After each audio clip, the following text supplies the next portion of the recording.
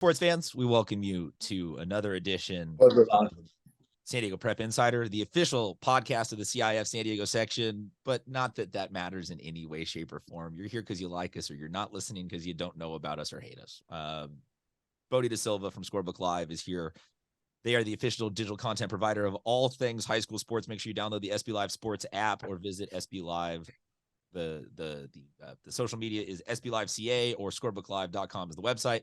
Tommy Morris is joining us on behalf of people that just updated their computers and are living the struggle that maybe our ancestors would not understand if we tried to explain to them, but is still very much like the struggle.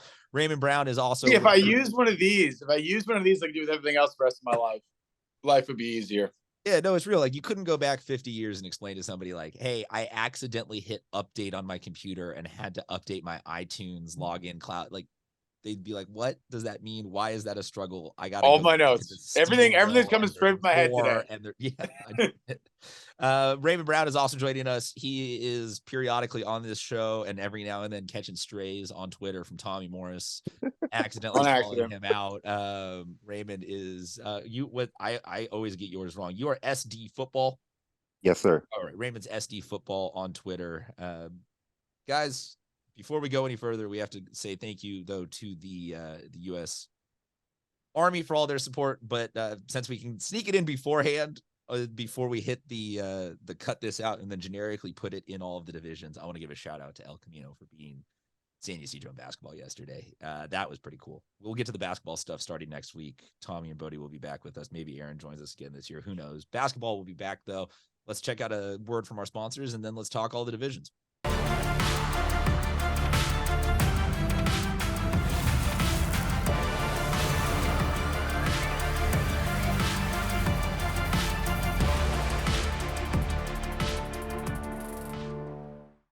All right, thanks again to the U.S. Army for all their support, guys. Welcome to the Division IV Finals Championship. This one could have been potentially last year's Division V Championship. We talked about how 3 out of the 4 semifinalists for this bracket were 3 out of the 4 semifinalists for the Division V bracket last year. So Palo Verde Valley, congratulations to a team that is no longer just a plucky upstart, but is now like on the verge of, are they just good? Are they a dynasty? What's going on there?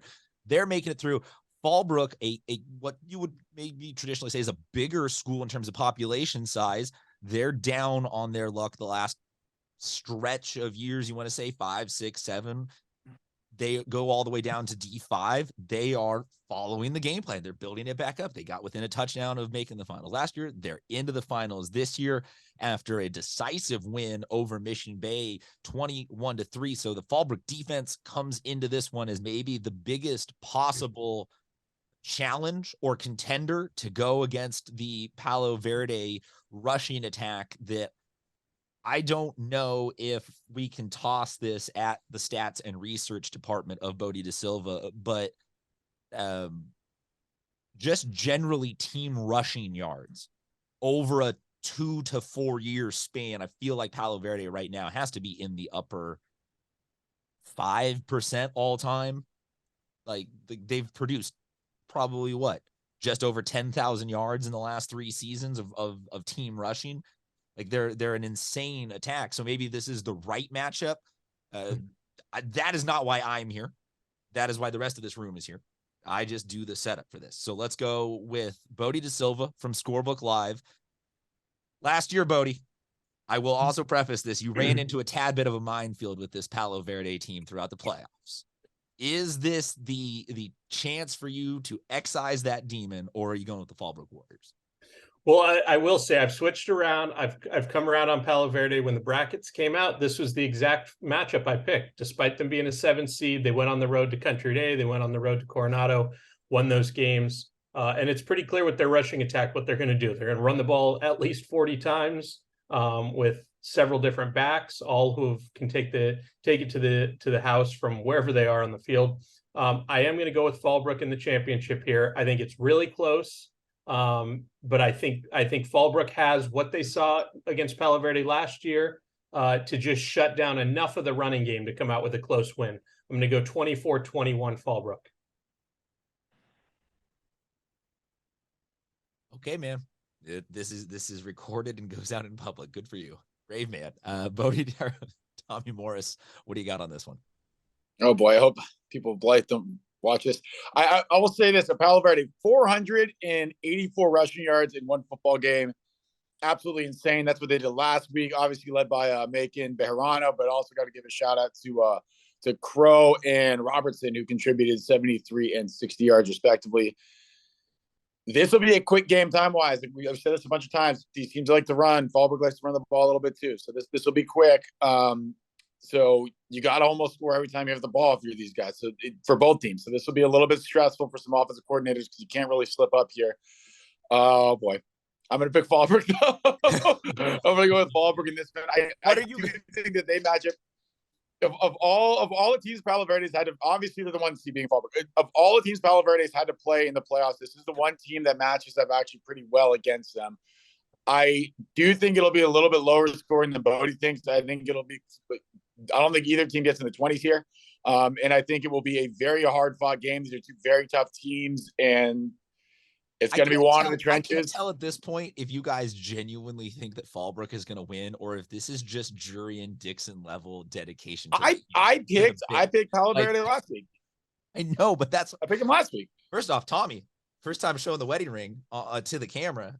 Sorry to all. Oh yeah, I'm wearing my real one today. But yeah, so I picked him last week. I think it's a good team. I just think Fallbrook is better than a Division 4 team at this point in their stage of momentum. This is a team that could have competed in Division 3. So I like Fallbrook here. I'm going to just throw out the stats here so you guys know what you're talking about. I checked last 2 years of production, 10,114 rushing yards in 2 seasons. Wow. How do you go against that?